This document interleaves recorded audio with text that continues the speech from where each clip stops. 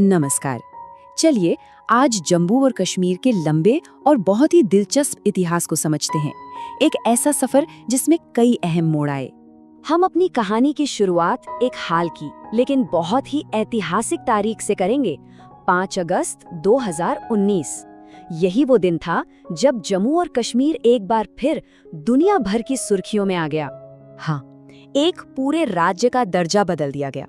पर इस एक दिन को, इस एक फैसले को पूरी तरह समझने के लिए हमें सदियों पीछे जाना होगा। आखिर इस कहानी की जड़ें कहाँ हैं? चलिए पता लगाते हैं। तो कहानी की शुरुआत होती है बिल्कुल शुरुआत से। इस क्षेत्र की जड़ें बहुत गहरी हैं, जो किंवदंतियों और पुराने साम्राज्यों तक जाती हैं।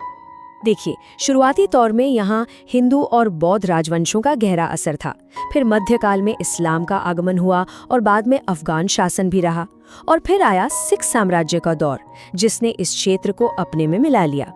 मतलब अगर हम देखें तो पौराणिक कथाओं से लेकर जहाँ कहते हैं कि ऋषि कश्यप ने घाटी बसाई थी, सम्राट अशोक के श्रीनगर बनाने से लेकर कल्हण की मशहूर राजतरंगिणी तक, और फिर आखिर में महाराजा रंजीत सिंह के सिख साम्राज्य तक, कई ताकतों ने इस जगह को अपना आज का रूप दिया।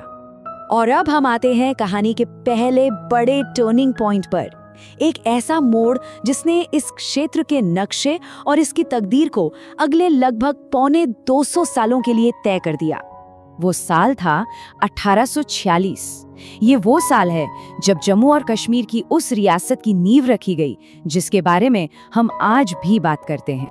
ये सब एक संधि के तहत हुआ, जिसे हम अमृतसर की संधि कहते हैं।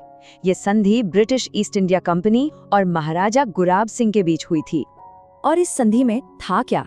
सीधे शब्दों में कहें तो ईस्ट इंडिया कंपनी ने कश्मीर का इलाका महाराजा गुलाब सिंह को बेच दिया था। जी हाँ, एक तरह से बेच दिया। और इसी ने एक नए शासन की शुरुआत की। और यहीं से डोगरा वंश का शासन शुरू हुआ और जन्म हुआ जम्मू और कश्मीर की रियासत का, जो अगली 1 सदी से भी ज्यादा वक्त तक कायम रही। अब कहानी को ठीक 100 साल आगे ले चलते हैं। 1947 में जब ब्रिटिश भारत का बंटवारा हुआ तो इस रियासत के शासक के सामने वो बहुत बड़ी और मुश्किल चुनौती आ खड़ी हुई। उस वक्त हालात बहुत नाजुक थे और चारों तरफ से दबाव था। तब डोगरा शासक महाराजा हरि सिंह ने भारत में शामिल होने का फैसला किया और विलय पत्र पर दस्तखत कर दिए। इस विलय के बाद भारतीय संविधान में एक खास प्रावधान जोड़ा गया, अनुच्छेद 370। इसी के तहत जम्मू और कश्मीर को एक विशेष यानी स्पेशल ऑटोनोमस स्टेटस दिया गया, जो उसे भारत के बाकी राज्यों से अलग बनाता था। और देखिए इतिहास कैसे घूमकर वापस आता है। हम फिर से अपनी कहानी के शुरुआती पॉइंट पर आ गए हैं, इस क्षेत्र के इतिहास का सबसे ताज़ा और सबसे बड़ा बदलाव। 5 अगस्त 2019 को भारत सरकार ने 2 बड़े कदम उठाए। पहला, अनुच्छेद 370 को खत्म कर दिया और दूसरा, राज्य का पुनर्गठन किया, मतलब उसे नए सिरे से बांटा। तो अब स्थिति क्या है? 5 अगस्त 2019 से पहले जो एक पूरा राज्य था विशेष दर्जे के साथ, अब वो 2 अलग-अलग केंद्र शासित प्रदेशों में बट गया है। एक जम्मू और कश्मीर और दूसरा लद्दाख।